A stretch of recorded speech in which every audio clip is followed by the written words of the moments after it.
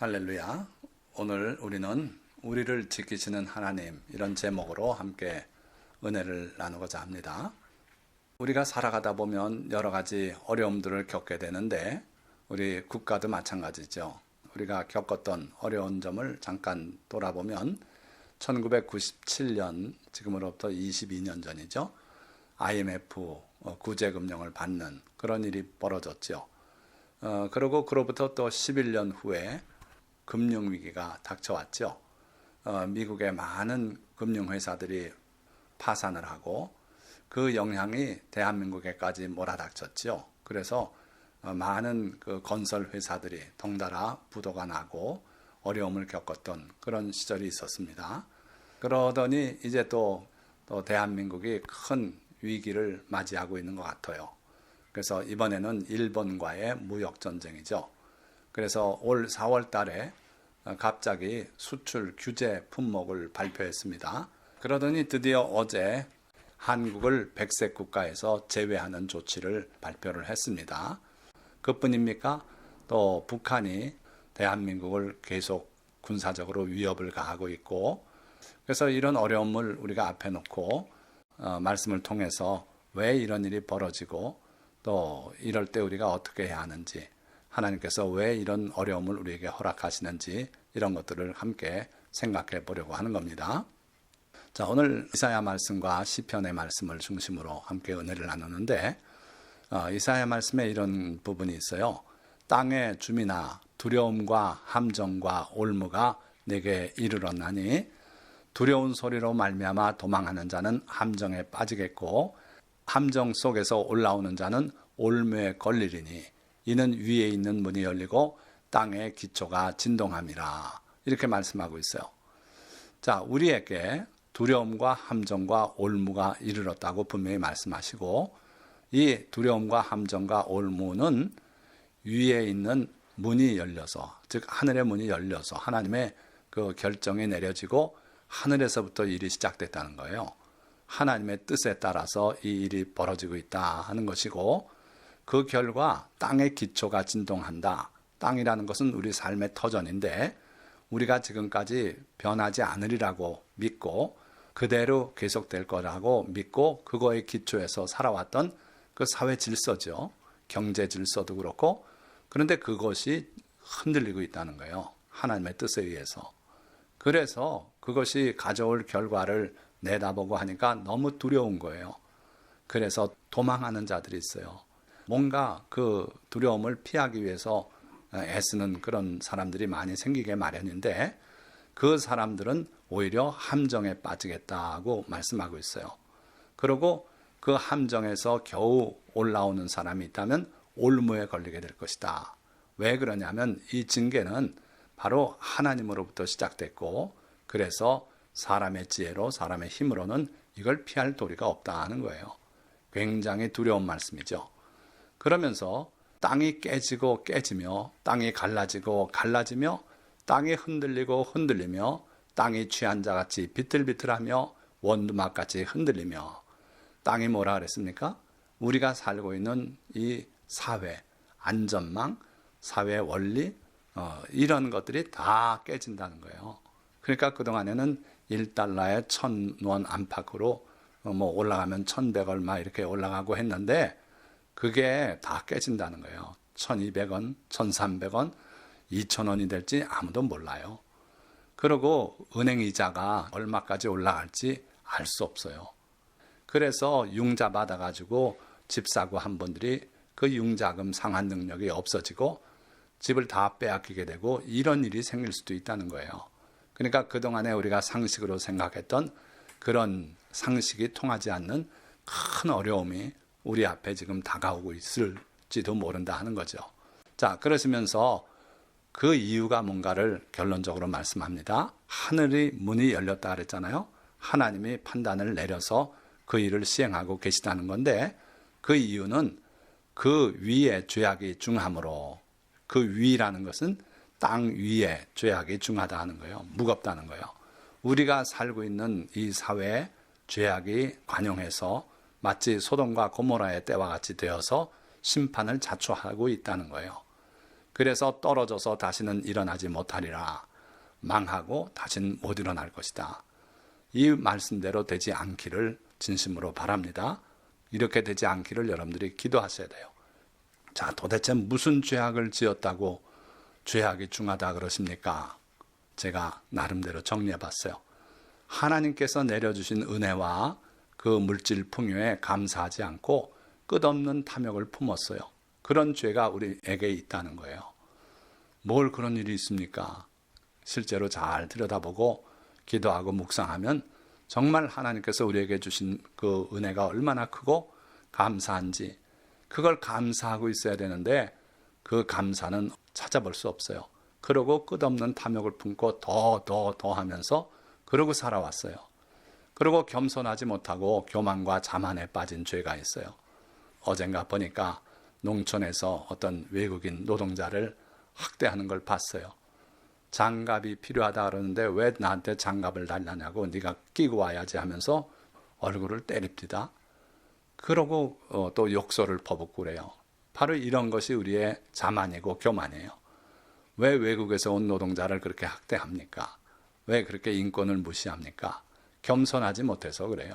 그래서 우리가 겸손하지 못한 죄, 이웃을 사랑하고 자비롭게 대하지 못한 죄를 회개하고 하나님 앞에 용서를 빌어야 돼요. 그렇지 않으면 이 땅이, 사회가 흔들리고 깨어지고 그러고 다시 일어나지 못하게 퇴보할 수도 있다는 거예요. 그 다음에 주의 나라와 의를 먼저 구하라고 주님은 말씀했는데, 우리는 항상 내일을 먼저 하고 주님의 나라와 주님의 의는 뒷전에 밀어두는 그런 아주 좋지 못한 습관을 가지고 있어요. 회개해야 돼요.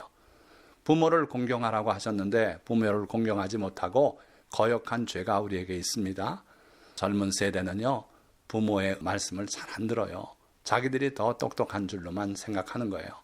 이것도 죄예요. 회개해야 돼요. 이웃을 사랑하지 못하고 미워하며 비방한 죄가 우리에게 있습니다. 항상 남을 비방해요. 나쁜 평을 합니다. 그러지 말고 이웃의 허물을 덮어주고 용서하고 사랑하고 그런 우리가 되어야 된다 하는 거예요.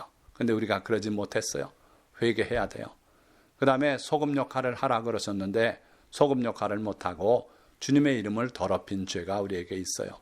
시사 보도하는 프로그램들에서 그 목회자의 잘못된 점을 찾아내고 그러고 방송하는데 얼굴을 들 수가 없어요. 우리 성도들이 봐도 그런데 거룩하신 하나님께서 자기 이름이 더럽혀지는 걸 마음 아파하지 않으시겠어요?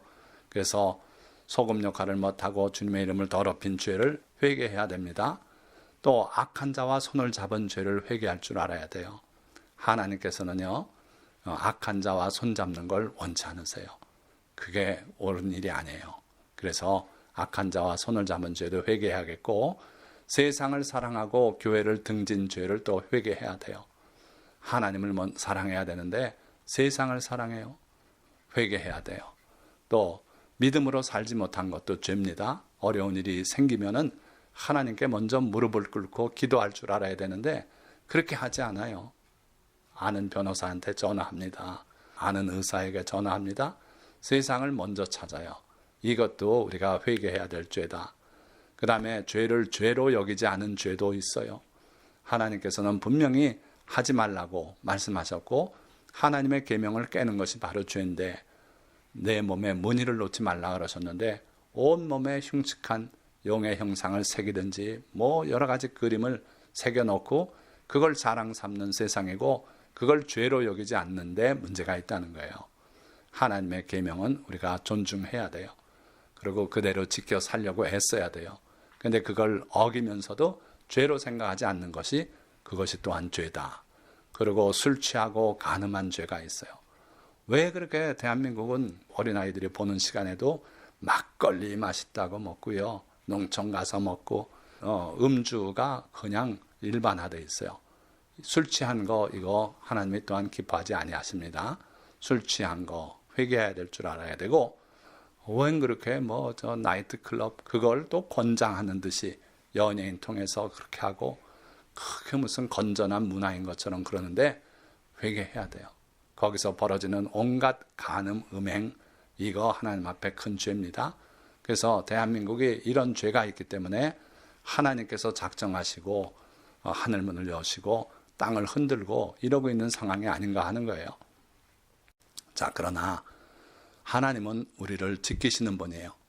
하나님은 우리를 흔들기도 하시고 징계를 하시기도 하지만 또한 우리를 지키시는 분이다. 그래서 오늘 우리가 우리를 지키시는 하나님을 한번 생각해 보려고 하는 거예요. 자, 시편 121편에 내가 산을 향하여 눈을 들리라. 나의 도움이 어디서 올까? 자, 우리가 어려움을 만날 때 누군가를 향하여 도움의 요청을 하게 돼요. 그래서 산을 향해서 눈을 들고 그 산을 바라봐요. 영원 전부터 있었던 것 같은 그 산을 향해서 바라보면서 나의 도움이 도대체 어디서 올까? 누가 나를 도와줄까? 이렇게 바라보고 있는데 나의 도움은 천지를 지으신 여호와에게서로다. 이런 결론을 얻게 돼요. 그 아름다운 자연, 믿음직한 큰 높은 산을 바라보면서 얻은 결론은 내 도움은 딴 데서 오지 않고 천지를 지은 여호와에게서로다. 이렇게 결론을 내리면서 여호와께서 너를 실족하지 아니하게 하시며 너를 지키는 이가 졸지 아니하시리로다. 여호와는 너를 지키시는 이시라. 여호와께서 내 오른쪽에서 내 그늘이 되시나니. 자, 이렇게 말씀하고 있어요. 그러니까 이 시편 121편은 내용을 보니까 전체가 결국 우리를 지키시는 하나님에 대해서 묘사하고 있는데 그 우리를 지키시는 하나님, 그분은 천지를 지으신 분이고 우리를 지켜서 실족하지 않게 하신대요. 그는 너를 지키시는 이래요. 팔레스타인은요, 뜨거운 지방이에요. 해가 사람에게 해를 끼칠 수 있는 그런 지역이에요. 그래서 하나님께서 우리에게 오른편에서 그늘이 되신다는 건 하나님께서 우리를 지키시는 분이라는 것을 확신하게 하는 말이에요. 낮에 해가 너를 상하게 하지 아니하며 밤의 달도 너를 해치지 아니하리로다. 밤의 달은 어둠을 상징하는 겁니다. 그래서 어둠의 세력, 강도를 만날 수도 있고 악한 짐승에게 해를 입을 수도 있어요. 그런데 거기서도 하나님이 지켜주시겠다 하는 말씀이에요. 자, 그리고 여호와께서 너를 지켜 모든 환난을 면하게 하시며 또 내 영혼을 지키시리로다. 하나님께서 우리를 지켜서 어떤 종류의 환난이든 해든 달이든 또 악한 사람에게서든 악한 짐승에게서든 전쟁의 환난이든 경제적인 위기든 모든 환난에서 우리를 면해 주신대요. 그리고 또 내 영혼을 지키시리로다. 우리가요, 실제적으로 육체에 어떤 해를 입거나 또는 하던 사업이 망하거나 또는 집을 빼앗기거나 이런 물질적인 사업 이런 데서의 큰 위기보다도 때로는 남들이 볼 때 멀쩡한데 내 영혼이 위기를 만나는 수가 있어요. 그래서 마음이 상하고요. 더 살고 싶지 않고 막 이런 생각이 드는 경우도 있다. 그런데 하나님께서 내 영혼을 지켜주시겠다. 그래서 하나님을 기쁘시게 하는 여러 성도님들은 이러한 하나님의 지키심이 여러분들에게 있는 줄 믿습니다. 그래서 여호와께서 너의 출입을 지금부터 영원까지 지키시리로다. 출입이라는 것은 들어오고 나가는 건데 이건 일상생활을 말해요. 그러니까 평상시 생활에서도 너에게 해가 없을 것이다. 하나님이 지키실 것이다. 자, 그리고 누구를 지키시는가? 하나님께서 아무나 지키시는가? 그건 아니더라고요.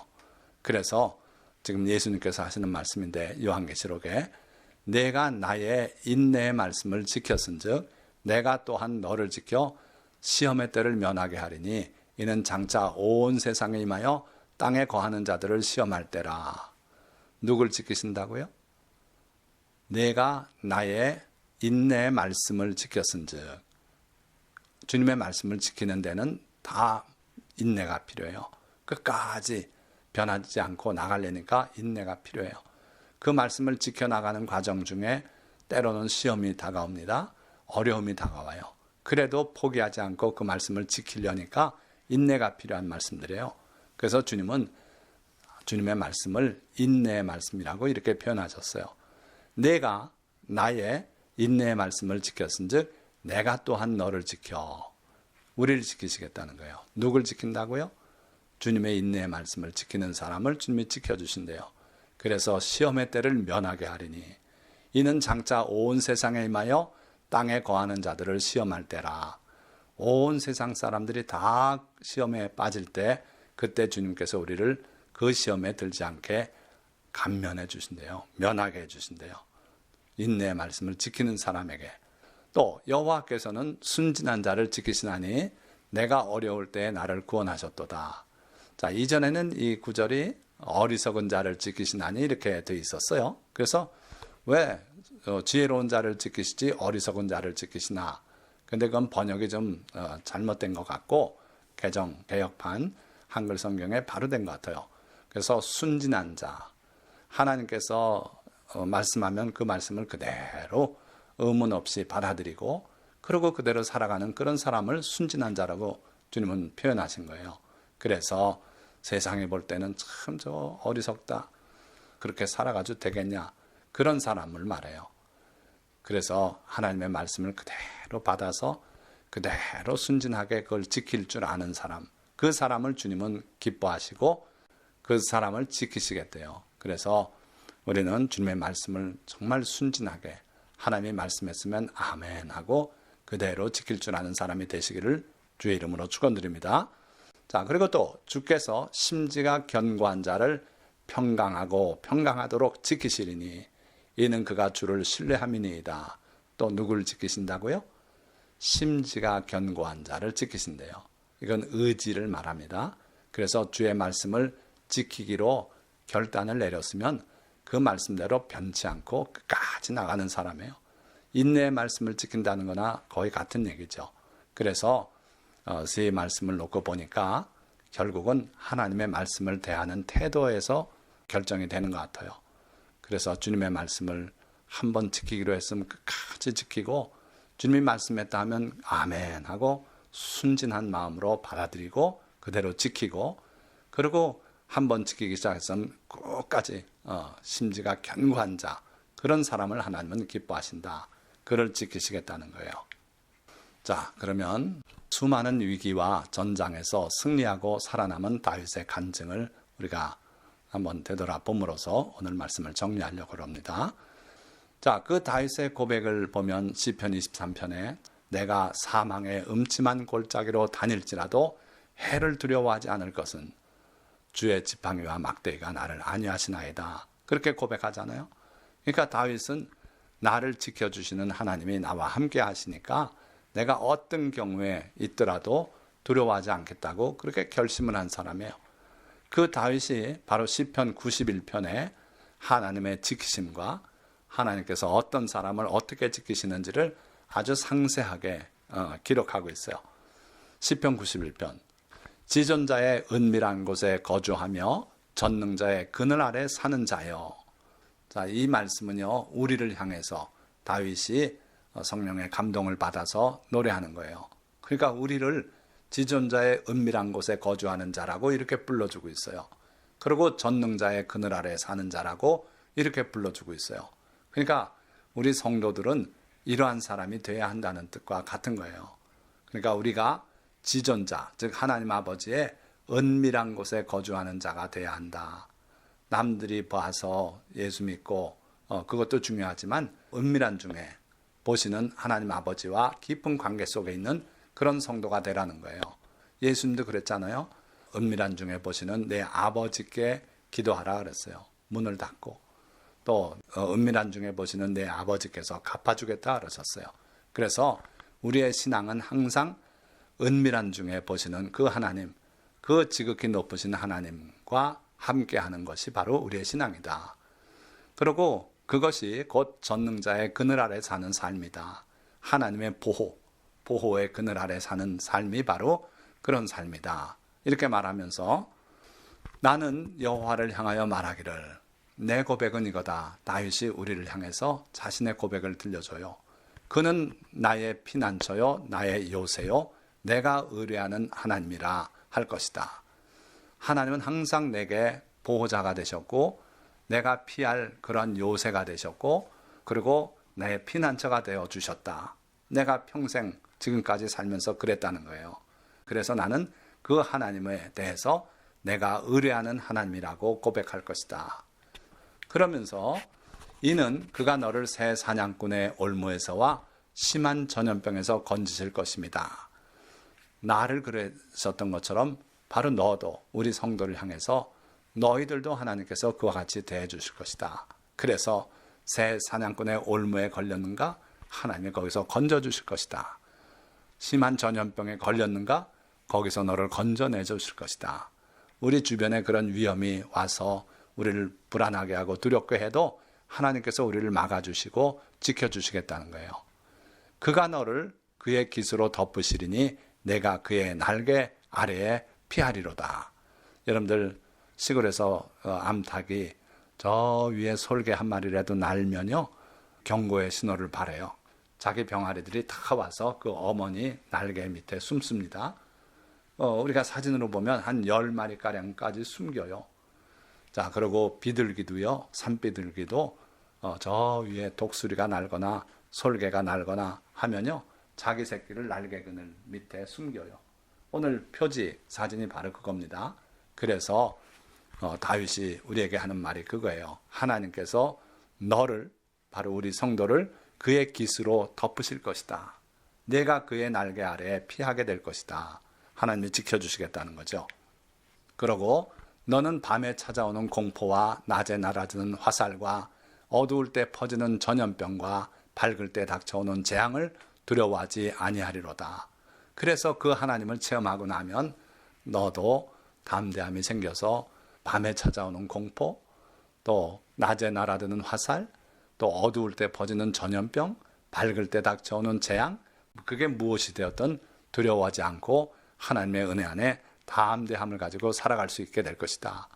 내가 말하기를 여호와는 나의 피난처시라 하고 지존자를 너의 거처로 삼았으므로 화가 내게 미치지 못하며 재앙이 내 장막에 가까이 오지 못하리니. 자, 그런데 우리가요 입으로는 나 같은 사람 되겠습니까? 그런 쓸데없는 소리들을 많이 하는데 하나님은 우리 입의 말을 매우 소중히 여기세요. 그래서 예수님께서도 내가 무슨 무익한 말을 하더라도 심판날에 그것 때문에 내가 신문을 받게 된다 말씀하셨어요. 그래서 우리가 입술로 하는 말에 주의해야 돼요. 자, 여기 보니까 내가 말하기를 바로 이렇게 말했다는 거예요. 여호와는 나의 피난처시라 그렇게 말했고 지존자를 너의 거처로 삼았으므로 그 입의 말처럼 내가 또 실제로 하나님을 내 삶의 터전으로 삼았기 때문에 화가 내게 미치지 못한다. 이 놀라운 진리예요. 우리가 입술로 고백을 그렇게 했고 그리고 실제로 삶에서 하나님이 나의 피난처라고 그렇게 굳게 믿고 행동하며 살았기 때문에 화가 내게 미치지 못한다. 재앙이 내 장막에 가까이 오지 못할 것이다. 이 비밀의 원리를, 신앙의 원리를, 하나님의 진리의 원리를 이렇게 설명하고 있는 거예요. 그가 너를 위하여 그의 천사들을 명령하사 내 모든 길에서 너를 지키게 하심이라. 그래서 네 발이 돌에 부딪히지 않겠다.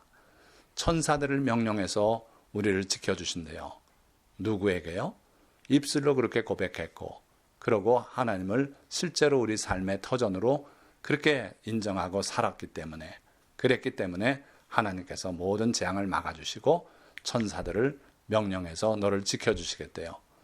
자, 그러면서 시편 91편 그 끝부분은 다윗의 고백이 아니라 하나님께서 친히 하신 말씀을 다윗이 받아 적었어요. 다윗은 선지자라 그랬습니다. 그래서 예수님의 그 고난도 직접 보고 기록한 것처럼 그렇게 상세히 기록하지 않습니까? 엘리 엘리 라마 사박다니 나의 하나님 어찌하여 나를 버리셨나이까. 그것도 다윗이 기록했어요. 그러니까 이 시편 91편 마지막 부분은 참으로 소중한 부분이에요. 하나님께서 우리에게 직접 하신 말씀이에요. 하나님이 이르시되 그가 나를 사랑한즉 내가 그를 건지리라. 자, 우리가 하나님을 사랑하는 그 사랑을 하나님이 아셔요. 마귀도 압니다. 또 내 양심이 알아요. 그래서 내가 하나님을 사랑하면 하나님께서 그 사랑을 보시고 야, 저 녀석이 그렇게 나를 사랑하는구나. 그러고 하나님은 나를 건지시겠대요. 우리를 지키시겠다는 거예요. 자, 두 번째, 그가 내 이름을 안즉 내가 그를 높이리라. 하나님의 이름이 많이 있지 않습니까? 물론 여호와, 야훼 주 이름인데 거기에 수식이 붙는 이름들이 있어요. 여호와 라파, 치료의 하나님, 여호와 이레, 준비하시는 하나님, 여호와 니시, 나의 승리의 깃발 되신 하나님. 그 하나님의 이름을 안다는 것은 우리가 하나님을 체험하고 그래서 그 하나님을 진정으로 우리가 인정하고 그렇게 믿고 있을 때 내 이름을 안다고 하나님은 말씀해요. 그래서 여러분들이 주님을 체험하고 주님의 이름을 아는 사람들이 되시기 바라요. 그러면 하나님께서 그 사람을 존귀한 자로 여기시고 높여주시겠대요. 여러분들이 세상에서 높은 지위를 얻으려고 애쓸 거 없어요. 하나님을 깊이 하시도록 성경을 읽으시고 묵상하고 기도하세요. 그러면 하나님이 어떤 분인지를 알게 될 때 그럴 때 하나님이 여러분들을 높이실 줄 믿습니다.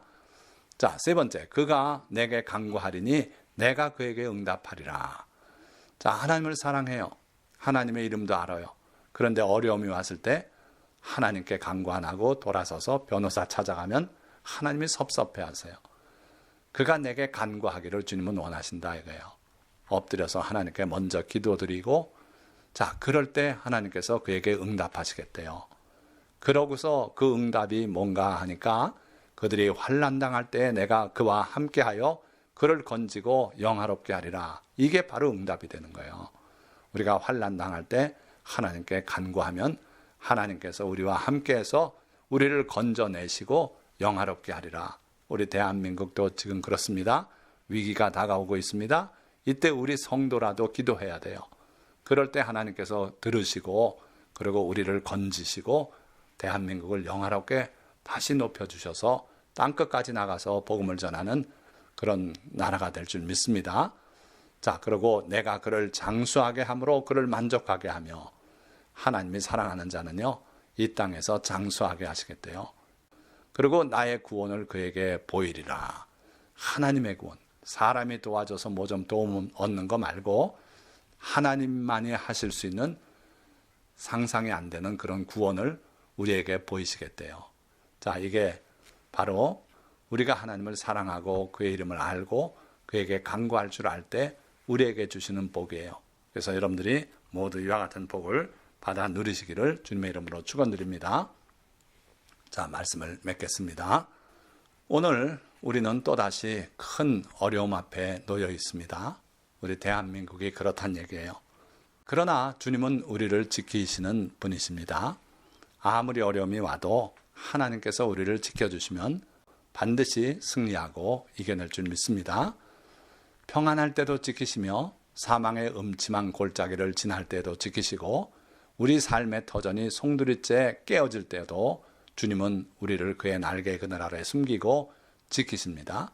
그러나 이런 은혜는 아무에게나 주시는 것이 아니고 예수 그리스도를 믿어 하나님의 자녀가 되고 그와의 언약을 기억하여 지키고 그에게 간구하며 그를 사랑하는 순수하고 심지가 굳은 자들을 위한 것입니다. 그래서 이 설교를 듣는 모든 성도님들이 이와 같은 심성으로 주님의 말씀을 사랑하고 지키고 이래서 이러한 은혜를 누리시기를 주님의 이름으로 축원드립니다. 기도하겠습니다.